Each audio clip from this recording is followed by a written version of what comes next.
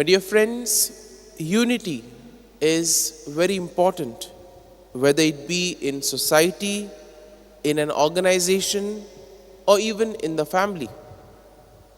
Because we see that if there are elements that are conspiring against us, or elements creating doubt and division, we see whether it is a society or a family or an organization will not remain strong for a long time. And therefore we see that even in the past, this has been a strategy that has been used in order to overcome powerful, mighty kingdoms. And therefore Jesus, fully knowing the importance of unity, prays to his Father. Prays that not only his disciples, but all those who will believe in him, which includes me and you, that we too may remain united in him and also united to one another.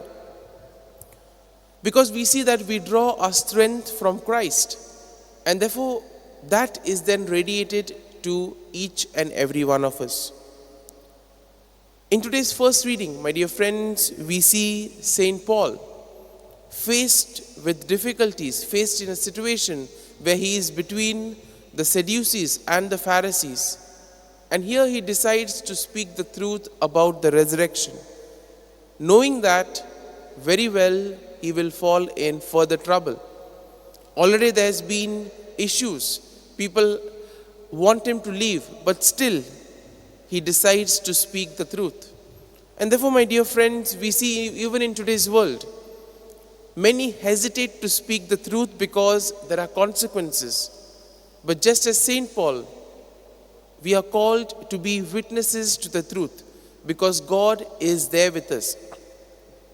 There was once a social activist who was asked, "Aren't you afraid for your life when you expose certain things, when you bring difficult or bitter truths to life?"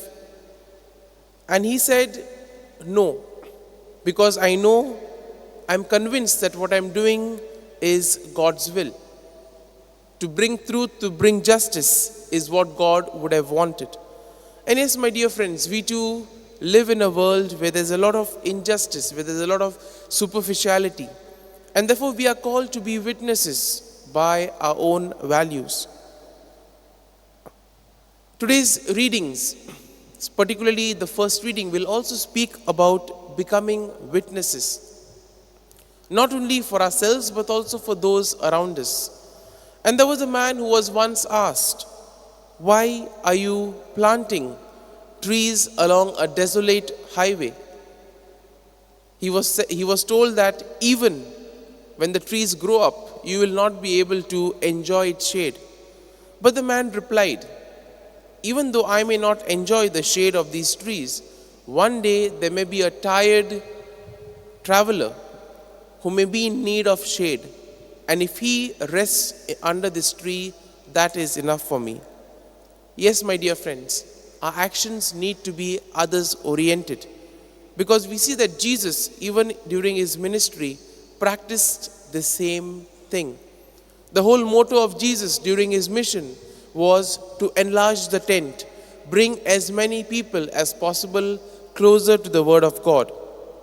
And therefore, my dear friends, we are called by our actions, by our words, to spread this unity, to be witnesses by our words and by our actions. As we reflect on today's readings, we pray for this grace, that we too may be united in Christ, so that we may draw inspiration and power from him, so as to do good works in today's world. Amen.